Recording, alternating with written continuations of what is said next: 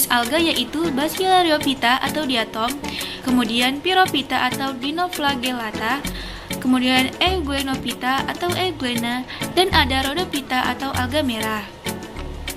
Kemudian ada Cyanophyta atau alga biru, Chirosiphyta atau golden alga, kemudian Chlorophyta atau alga hijau, dan Phaeophyta atau gangga coklat. Yang pertama yaitu Basilaryophyta atau diatom. Ganggang uniseluler yang memiliki tudung keras yang disebut frustul yang terdiri dari silika dan ditutupi oleh lapisan organik. Dinding sel terdiri dari epiteka dan hipekaika. Memiliki beragam bentuk kloroplas seperti cakram, huruf H, periferal, dan datar. Habitatnya biasanya di air tawar, air laut, dan area basah atau lembab. Sebagian hidup bebas dan sebagian hidup di koloni.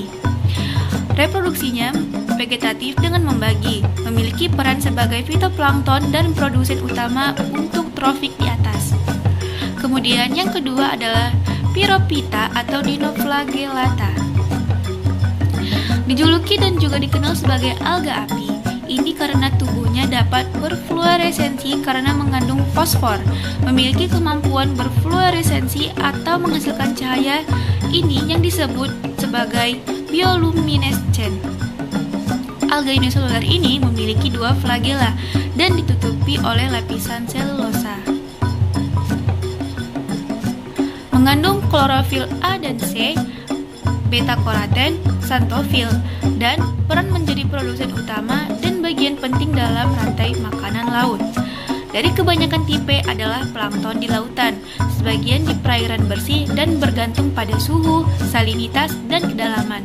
Karena alga bersifat heterotrofik atau saprofit, simbiotik, parasit, atau hidup bebas.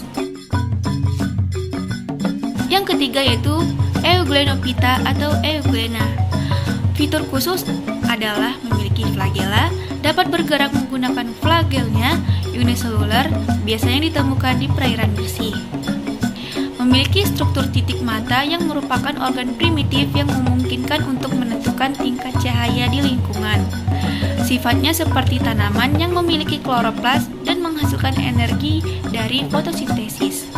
Selain itu, alam seperti hewan yang ditunjuk dalam beberapa jenis heterotrof yang mampu mengasimilasi zat organik selama fotosintesis. Yang keempat yaitu Cyanophyta atau yang dikenal dengan alga biru.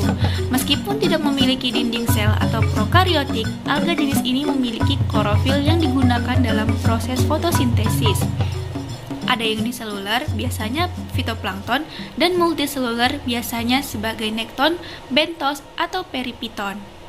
Habitatnya ada di perairan, terutama di air tawar, dan tempat-tempat lembab, dan dalam beberapa jenis lainnya. Karena klorofil tidak terletak di dalam, tetapi kloroplas menyebar ke seluruh sitoplasma. Yang kelima yaitu Chrysophyta atau golden alga.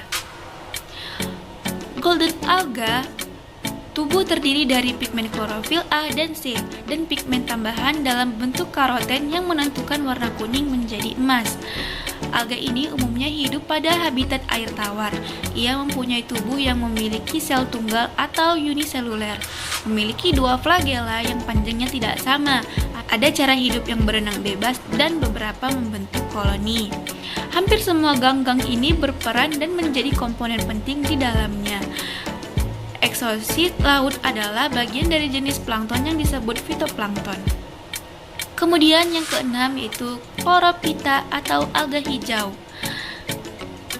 Mengandung klorofil A dan klorofil B, beta, gamma, karotenoid yang terdiri dari cipasasantin, ciponein, lutein,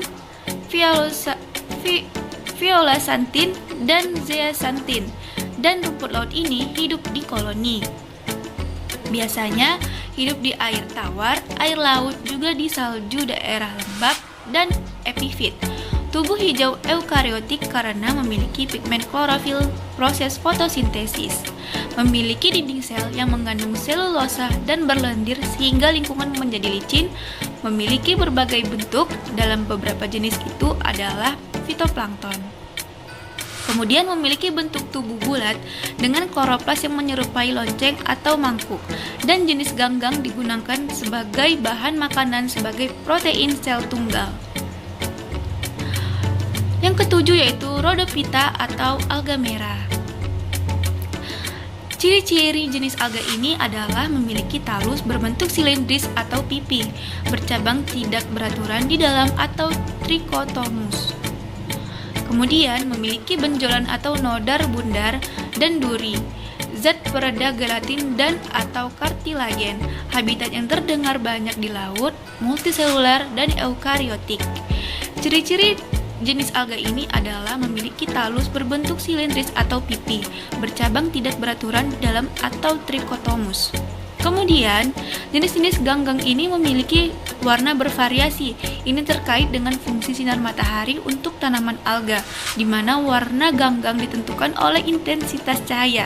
Ini disebut adaptasi karomatik. Dan yang kedelapan yaitu Phaeophyta atau ganggang coklat. Memiliki berbagai bentuk talus bervariasi, beberapa di antaranya adalah ukuran lebar dan panjang atau Padina australis, memiliki bentuk bulat atau Sargassum dupatum, bilak lunak atau keras atau Dictyota bartayresciana. Umumnya berwarna coklat dan memiliki pigmen yang ditambahkan klorofil A dan C, xanthofil, dan posokantin. Mempunyai reproduksi aseksual dengan cara zoospora dan fragmentasi, dan reproduksi seksual dengan oogami. Telur diproduksi oleh Oogania dan sperma diproduksi oleh Antheridia. Mayoritas jenis ganggang ini adalah makroalga, sehingga jenis alga ini memainkan peran penting dalam ekologi laut di mana ia bertindak sebagai penjaga suhu dingin di lautan.